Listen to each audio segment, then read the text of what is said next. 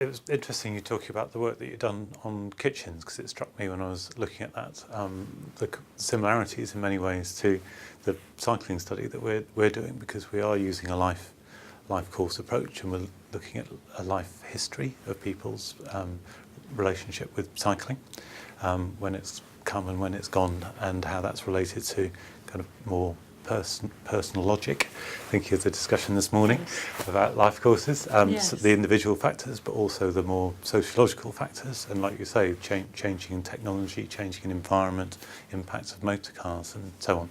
We've also got quite an interdisciplinary approach, which kind of brought me on to my next question, was about how to best deal with big data sets of very varied data, where you've got the qualitative and the quantitative, and whether you've got any tips and recommendations about how to do the analysis of all of that. This is not an easy one, and I'd say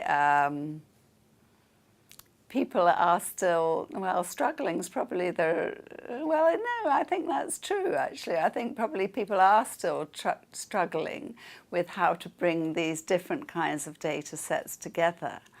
And sometimes that is by being a multidisciplinary team. People address things in slightly different ways.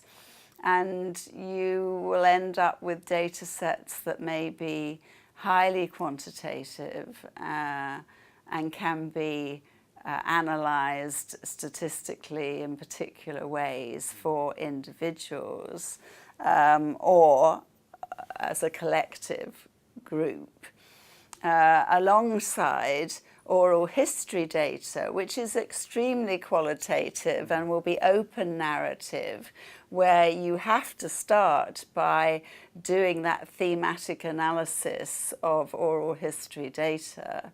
And then there's the coming together of these sets. Now,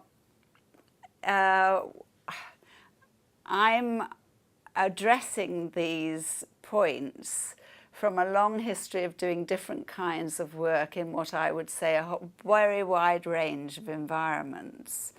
And I go way back now to the early 1980s, when I and colleagues were asked to do a study for the Department of Health in the care home sector.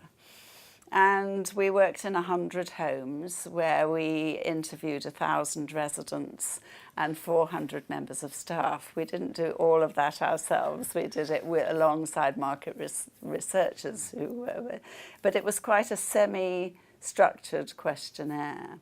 So with some open-ended questions which were analysed qualitatively. But a big data set.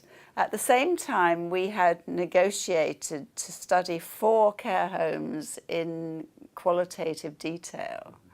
And my colleague at that time, who was an anthropologist, lived in those homes for weeks at a time, observing and recording and those kinds of methods. And then 6 months later, I moved into the same homes and was looking at not so much what was happening inside, but the interface between the home and its community and its wider environment. Yeah. So that involved more semi-structured interviews with residents, but also interviewing the people who lived around the residential homes. And that far more qualitative data then had to sit alongside the bigger quantitative study. And it was at that point that we got into looking at what's known as triangulation.